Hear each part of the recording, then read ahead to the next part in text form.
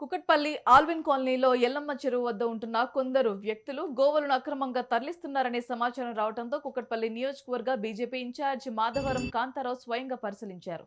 ఇటీవలే డివిజన్ అధ్యక్షులు వంశీరెడ్డి పరిశీలిస్తే 48 గోవులు ఉండగా ప్రస్తుతం 33 ఉన్నాయని వారు ఆగ్రహం వ్యక్తం చేశారు.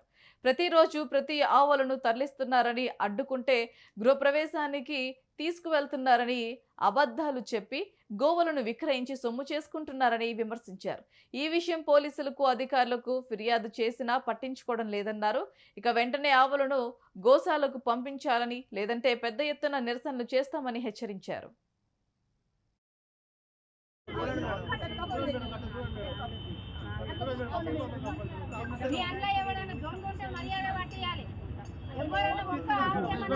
జరిగిందంటే మాత్రం ఏడున్నా పట్టుకొస్తాం మేము.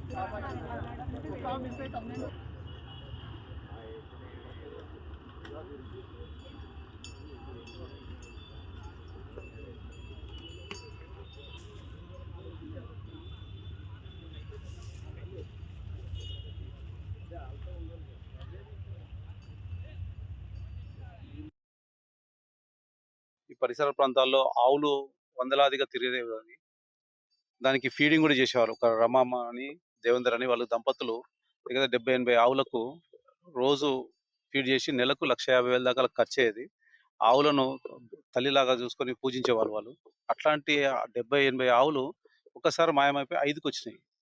సడెన్‌గా వాళ్ళకు రమమ్మకు డౌటొచ్చింది. డౌటొచ్చేసి ఎక్కడ పోతున్నాయి, ఏంది అనేది తిరుగుకుంటూ వస్తే ఒక్క ఆవు దొరికింది.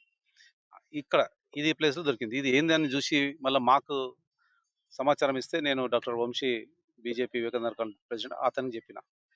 ప్రవీణ్ అతను వీళ్ళు గోపి, వినోద్ వీళ్ళందరూ కలిసి బాలయ్య వాళ్ళందరూ కలిసి వచ్చారు. వచ్చినప్పుడు తిరగబడుతున్నారు.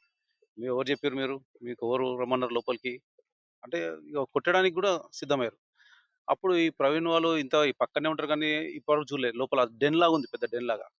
సుమారు 48 ఆవులున్నాయి. వాటికి నీళ్లు లేవు, తిండి లేదు. ఎండ ఎండకు ఎండుతున్నాయి, వానకు తడుస్తా ఉన్నాయి. మరి వీళ్ళు ఎట్లా ఆవులను పెంచుతారు వీళ్ళు? వీళ్ళ దగ్గర ఏం ఆధారం ఉన్నది పెంచడానికి?